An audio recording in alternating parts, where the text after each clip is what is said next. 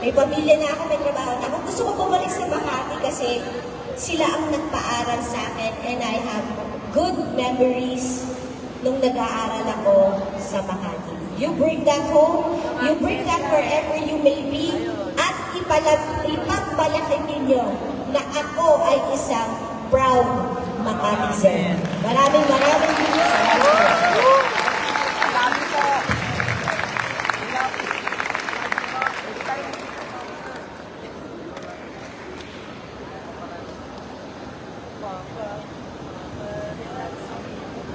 Okay, so we also invite the SDO officials, Makati High School administration for the photo opportunity in front, together with our students.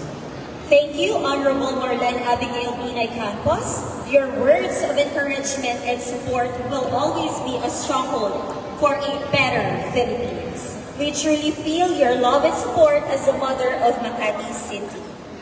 Again, let's give a round of applause to our City Mayor, Honorable Marlene Abigail S. Binay Campos.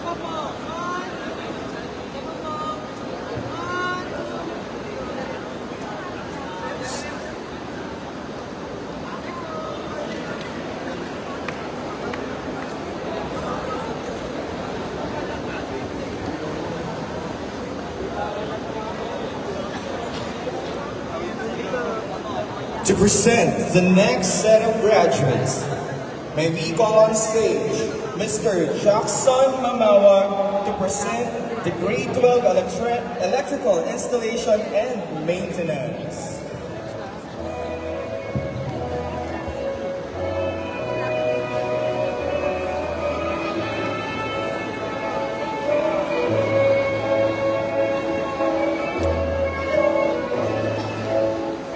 May we request Ma'am Jolibel M. Castello, Education Program Supervisor for TLE and TVL, our Assistant Principals, Mr. David Euclid Isaac BU and Mr. Lawrence J. Sevilla to hand in the diploma to the graduate.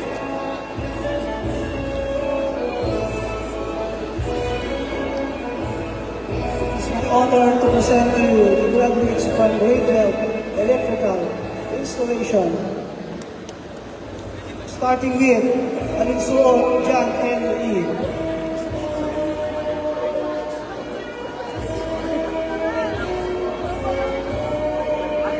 Apodaka Justin Roy C.